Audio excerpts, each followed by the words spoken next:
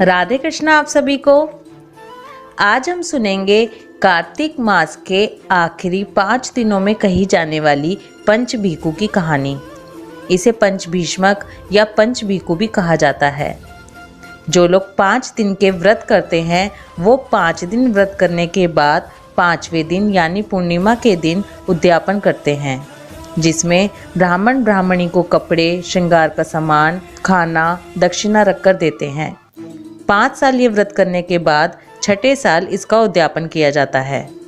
उसमें 5 ब्राह्मण ब्राह्मणी को जोड़े से जिमाया जाता है और अपनी श्रद्धा सामर्थ्य अनुसार दान पुण्य किया जाता है। जो लोग पूरे कार्तिक मास कुछ भी नहीं कर पाए हैं वो आखिरी 5 दिनों में नहाकर पूरे महीने का पुण्य प्राप्त करते हैं। कार्तिक के आखिरी 5 दिनों में ये कहानी हमें रोज सुननी और कहनी चाहिए। चलिए कहानी शुरू करती हूँ। किसी गांव में एक साहूकार था और उसका एक बेटा और बहू भी थे। बहू कार्तिक मास में रोज सवेरे उठकर गंगा स्नान के लिए जाती थी। सुबह जल्दी जाते समय वह किसी भी पराये पुरुष का मुंह नहीं देखती थी। एक राजा का बेटा भी सुबह सवेरे ही गंगा स्नान के लिए जाता था। वो बहुत हैरान होता था कि मैं इतनी जल्दी उठता हूँ स्नान के लिए, लेकिन कोई है जो मुझसे पहले ही आकर नहाकर चला जाता है। कार्तिक मास के 5 दिन ही बचे थे कि एक दिन साहूकार की बहू तो स्नान करके वापस जा रही थी और उसी समय राजा का बेटा स्नान के लिए आ रहा था। किसी के आने की आवाज़ सुनकर वो बहू जल्दी जल्दी नहाकर जाने लगी और जल्दबाजी में अपनी माला मोजड़ी वहीं पर छोड़ गई। राजा के बेटे ने उसकी माला मोजड़ी उठा ली और सोचने लगा कि जिस स्त्री की यह माला मोजड़ी इतनी सुंदर है वह स्त्री खुद कितनी सुंदर होगी। उसने पूरे गांव में मुनादी करवा दी कि जिसकी यह माला मोजड़ी है वह 5 रात मेरे पास आएगी, तभी मैं ये वापस करूंगा। साहूकार के बेटी की बहू ने कहलवा दिया कि मैं 5 रात आऊंगी, लेकिन किसी को साख भरने के लिए बैठा देना। राजा के बेटे ने एक तोते को पिंजरे में बंद करके गंगा किनारे पेड़ पर टांग दिया। बहू सुबह के समय आई, पहली पैड़ी पर पैर रखा और बोली, हे कार्तिक के ठाकुर, हे राई दामोदर, 5 पांडु, 6ठे नारायण, भीखम राजा, उस पापी को नींद आ जाए। राजा के बेटे को नींद आ गई। बहू नहा धोकर चलने लगी तो तोते से बोली, सुवा सुवा तेरे गल डालूंगी हीरा, मेरी साख भरियो वीरा। सुवा बोला कि कोई वीर भी कभी साख भरता है क्या? वह फिर बोली, सुवा सुवा सुबह तेरे पग घालूंगी नेवर, साख भरियो मेरे देवर। सुवा ने कहा, ठीक है भाभी, मैं तेरी साख रखूंगा। वह तो कहकर चली गई। राजा का बेटा हड़बड़ाकर उठा और सुवा से पूछा कि सुवा सुवा वो आई थी क्या? कैसी थी? सुवा बोला, आभा की सी बिजली, होली की सी झल, केला की सी कामिनी, गुलाब का सा रंग। अगले दिन राजा के बेटे ने सोचा कि आज मैं अपनी उंगली चीर कर बैठूंगा जिससे मुझे नींद नहीं आएगी। अगले दिन राजकुमार उंगली चीर कर लेट गया। साहूकार की बहू आई और फिर उसने भगवान से प्रार्थना की और राजकुमार को फिर से नींद आ गई। वो स्नान करके वापस चली गई। सुबह राजकुमार ने तोते से फिर पूछा तो उसने वही सारी बातें दोहरा दी। अब राजकुमार बोला कि आज रात में आंखों में मिर्ची डालकर बैठूंगा। रात में वो आंखों में मिर्ची डालकर बैठ गया।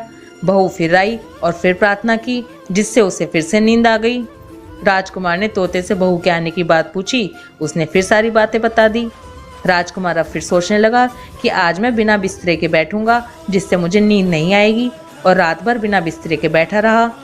लेकिन जब बहू स्नान करने के लिए आई तो उसने भगवान से प्रार्थना की और राजकुमार को फिर से नींद आ गई। जब वो नहाकर जाने लगी तो आंख बंद करके चली गई। राजकुमार जब उठा तो वह जा चुकी थी। राजकुमार फिर सोच में पड़ गया और सोचने लगा कि आज मैं अंगीठी जलाकर बैठूंगा जिससे कि नींद नहीं आएगी। फिर वह रात को अंगीठी जलाकर बैठ गया। साहूकार की बहू आई और भगवान से प्रार्थना करने लगी कि आपने 4 रातें तो निकाल दी भगवान, अब ये रात और निकलवा दो। भगवान ने उसकी बात रख ली और राजकुमार को नींद आ गई।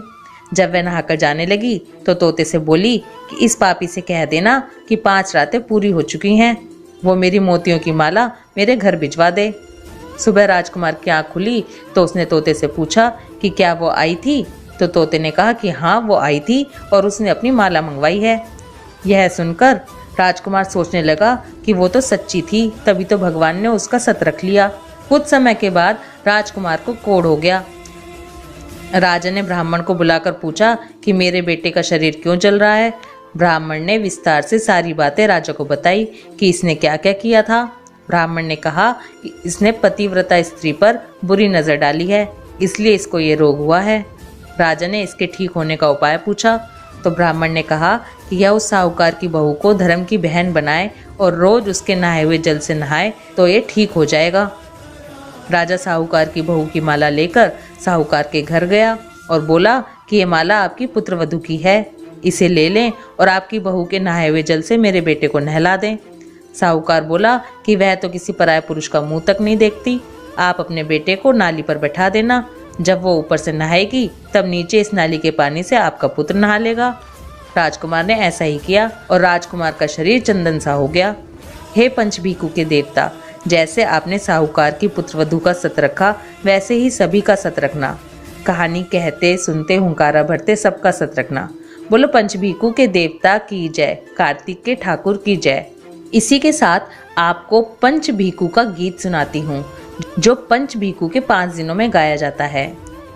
पूनो नहाई पड़वा नहाई, 5 रतन पंच तीरथ पंच भीकम नहाई। 1 टका मेरी गांठ में सुनियो रघुराई, आधे का लाई आंवला आधे की राई। राई दामोदर सांवला जिसने सृष्टि रचाई, राजा के घर उतरी पुत्री बनाई। राजा लाया ब्याह के रानी बनाई। 4 चक्कर 4 मक्कर 4 दिए की लो, मैं तुझसे पूछूं श्री कृष्ण जी कब निस्तारा हो। जब आएगा कार्तिक का महीना तब निस्तारा हो, जब आएगा कार्तिक का महीना तब निस्तारा हो। बोलो श्री कृष्ण भगवान की जय। अगर आपको ये कहानी और गीत पसंद आए तो वीडियो को लाइक करें और ज़्यादा से ज़्यादा शेयर करें। Please like share and subscribe. Radhe Krishna.